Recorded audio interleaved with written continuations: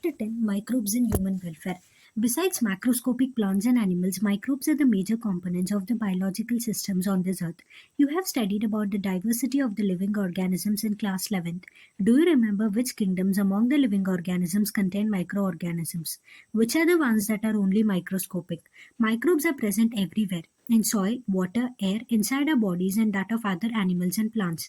They are present even at sites where no other life forms could possibly exist, sites such as deep inside the geysers, thermal vents, where the temperature may be as high as 100 degrees Celsius, deep in the soil, under the layers of snow several meters thick, and in highly acidic environments. Microbes are diverse: protozoan, bacteria, fungi, and microscopic animal and plant viruses, viroids, and also prions that are proteinaceous infectious agents. Some of the microbes are shown in figure 10.1 and 10.2. Microbes like bacteria and many fungi can be grown on nutritive medium to form colonies that can be seen with the naked eyes. Such cultures are useful in studies on microorganisms.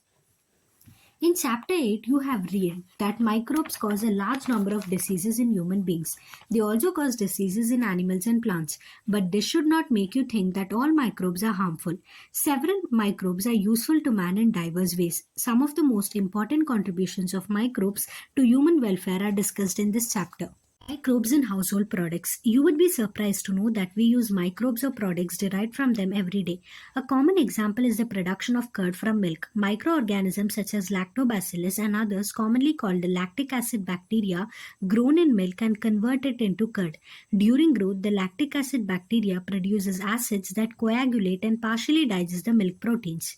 A small amount of curd added to the fresh milk as inoculum or starter contains millions of lactic acid bacteria, which at suitable temperatures multiply, thus converting milk to curd, which also improves the nutritional quality by increasing the vitamin B12. In our stomach too, the lactic acid bacteria plays very beneficial role in checking the disease-causing microbes. The dough, which is used for making food such as dosa and idli, is also fermented by bacteria. The puffed-up appearance of dough is due to the production of the carbon dioxide gas. Can you tell which metabolic pathway is taking place resulting in the formation of carbon dioxide? Where do you think the bacteria for these fermentations came from? Similarly, the dough, which is used for making bread, is fermented using baker's yeast, Saccharomyces cerevisiae. A number of traditional drinks and foods are also made by fermentation by the microbes.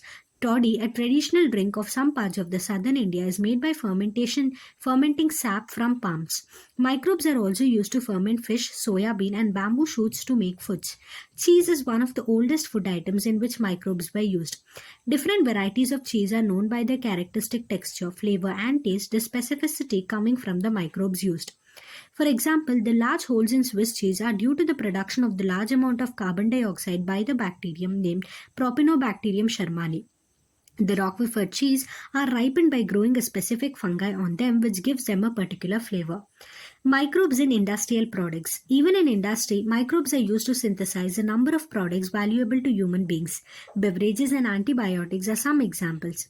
Production on an industrial scale requires growing microbes in very large vessels called fermenters. Fermented beverages. Microbes, especially yeast, have been used for time immemorial for the production of beverages like wine, beer, whiskey, brandy, or rum.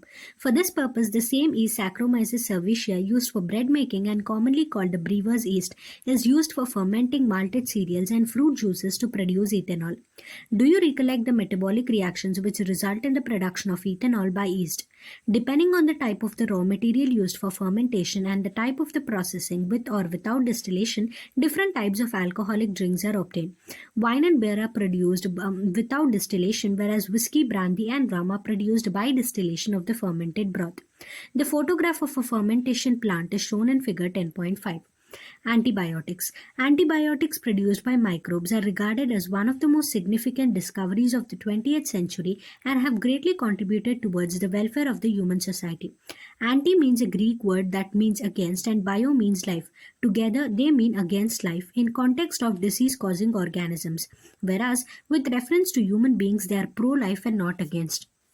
Antibiotics are the chemical substances which are produced by some microbes and can kill or retard the growth of other disease causing microbes.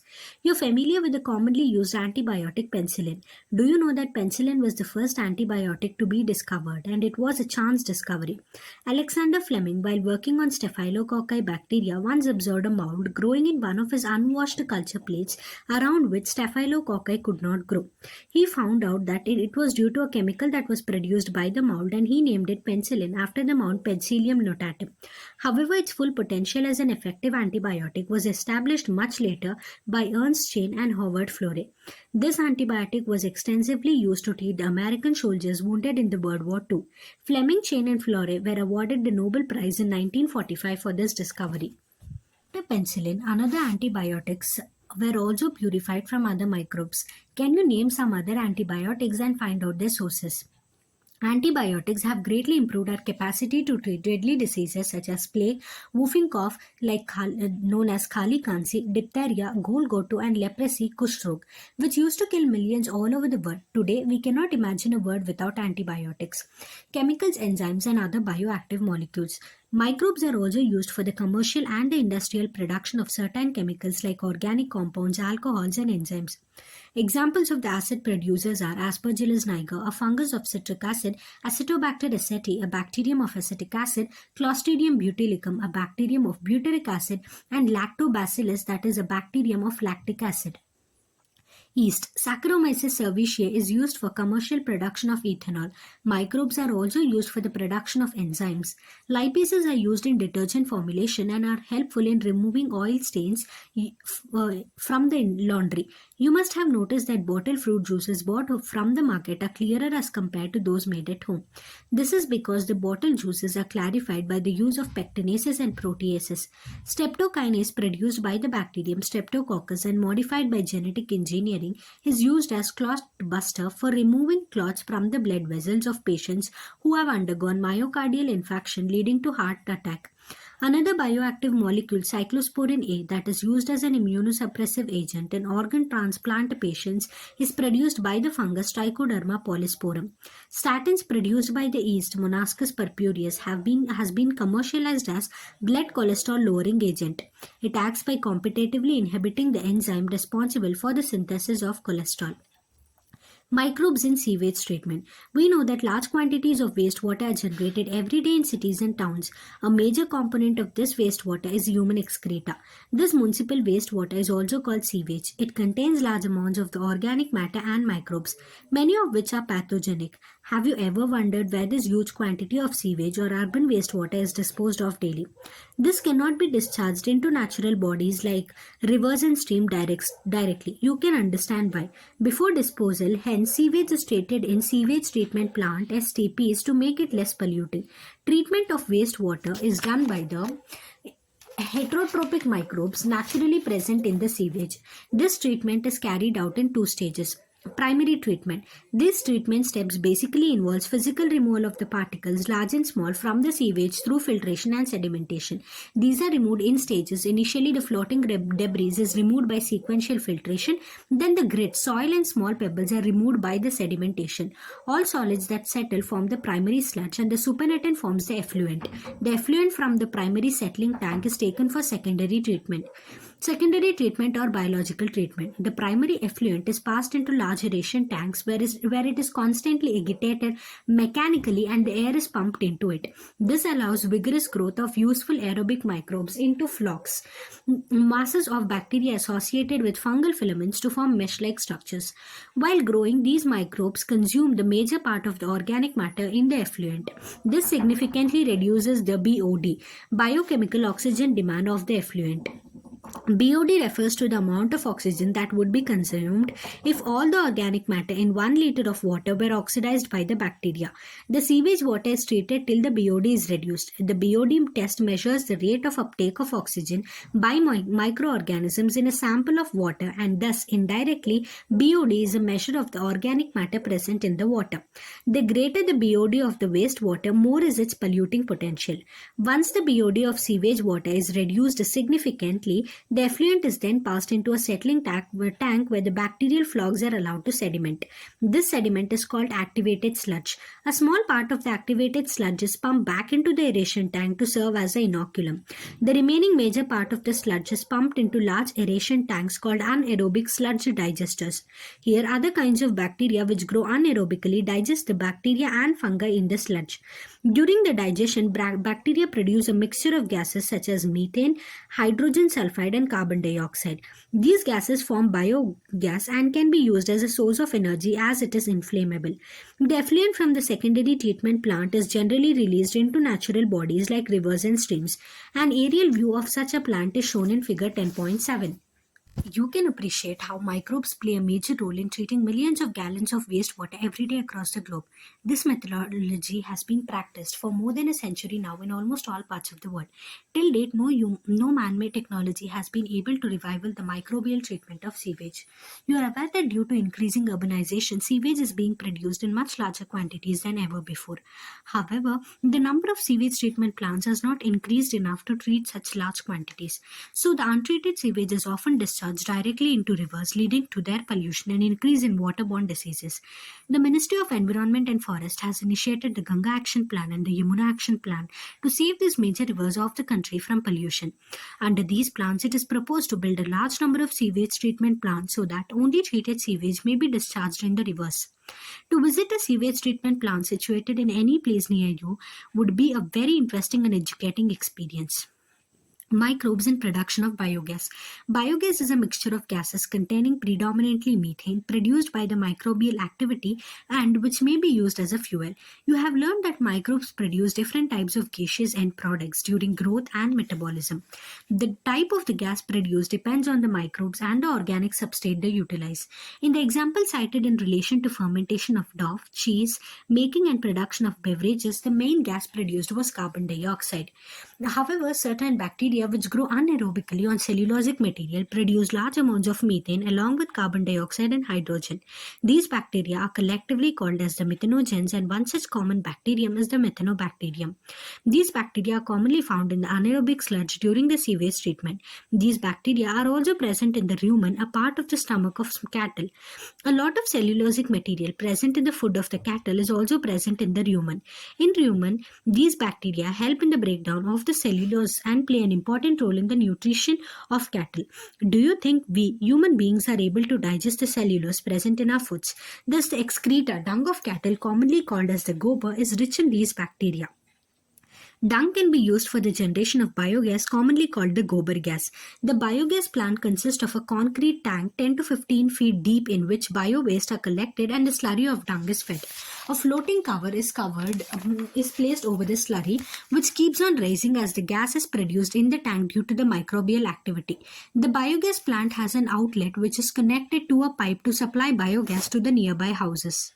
The spent slurry is removed through another outlet and may be used as fertilizer. Cattle dung is available in large quantities in rural areas where cattle are used for a variety of purposes. So biogas plants are more often built in rural areas. The biogas thus produced is used for cooking and lighting. The picture of biogas plant is shown in figure 10.8. The technology of biogas production was developed in India mainly due to the efforts of the Indian Agricultural Research Institute IARI and the Khadi and Village Industries Commission KVIC. If your school is situated in a village or near a village, it would be very interesting to inquire if there are any biogas plants nearby. Visit the biogas plant and learn more about it from the people who are actually managing it. Microbes as biocontrol agents. Biocontrol refers to the use of biological methods for controlling plant disease and pest and more. In modern society, these problems have been tackled increasingly by the use of chemicals, by use of insecticides and pesticides. These chemicals are toxic and extremely harmful to human beings and animals alike and have been polluting our environment, soil, ground, water, fruits, vegetables, and crop plants. Our soil is also polluted through our use of weedicides to remove the weeds. Biological control of pests and diseases. In agriculture, there is a method of controlling the pest that relies on the natural predation rather than introduced chemicals. A key belief of the organic farmer is that biodiversity furthers health. The more variety a landscape has, the more sustainable it is. The organic farmer therefore works to create a system where the insects that are sometimes called as pests are not eradicated, but instead are kept at manageable levels by a complex system of checks and balances within a living and vibrant ecosystem. Contrary to the conventional farming practices, which often use chemical methods to kill both useful and harmful life forms indiscriminately, this is a holistic approach that seeks to develop an understanding of the webs of interaction between the myriad of organisms that constitute the field fauna and flora.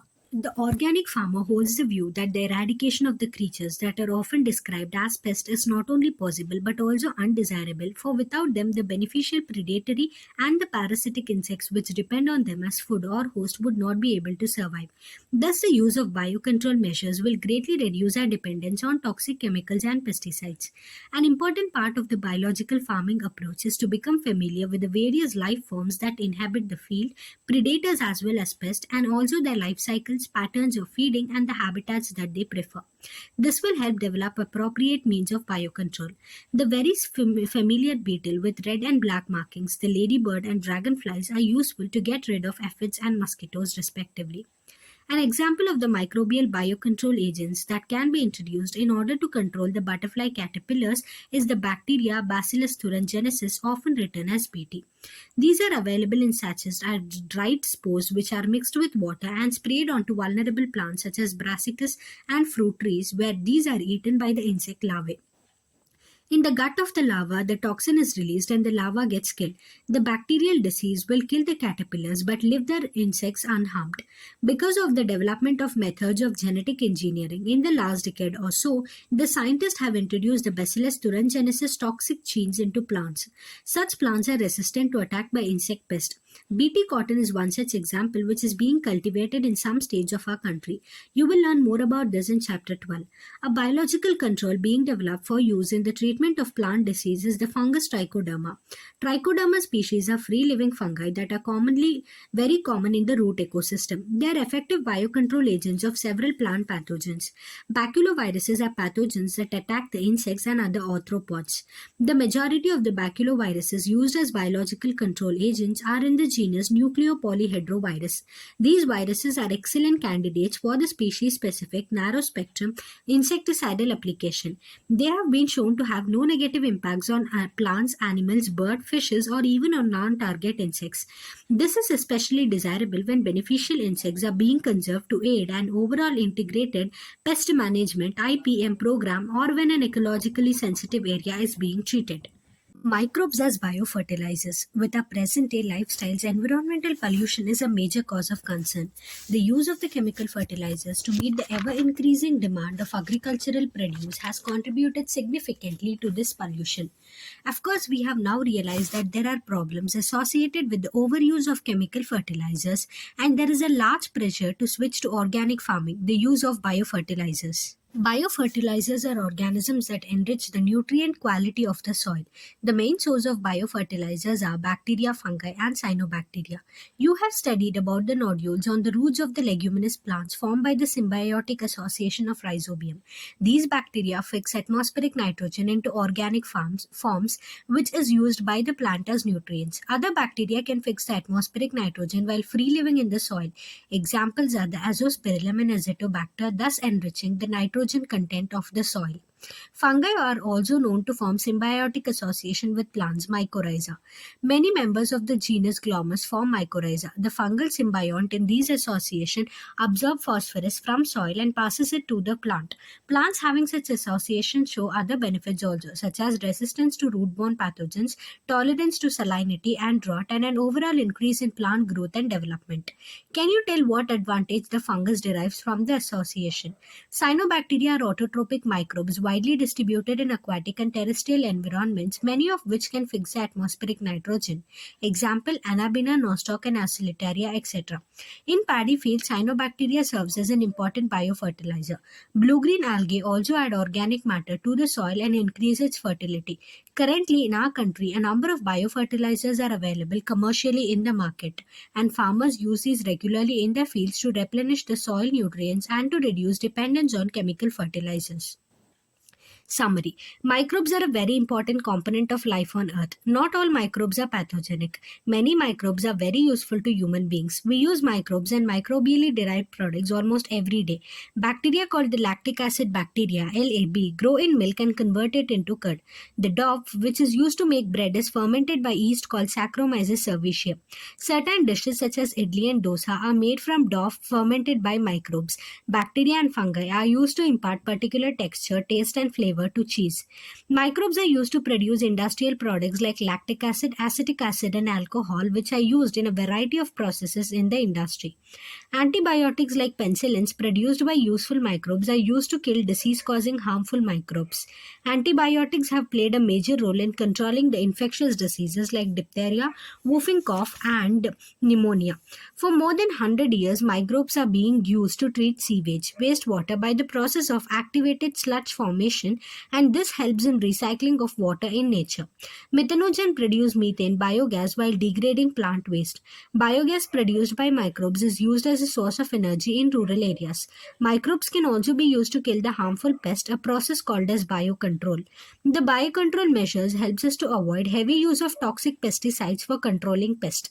There is a need these days to push for use of biofertilizers in place of chemical fertilizers. It is clear from the diverse uses human beings have put microbes to that they play an important role in the welfare of the human society. Thank you.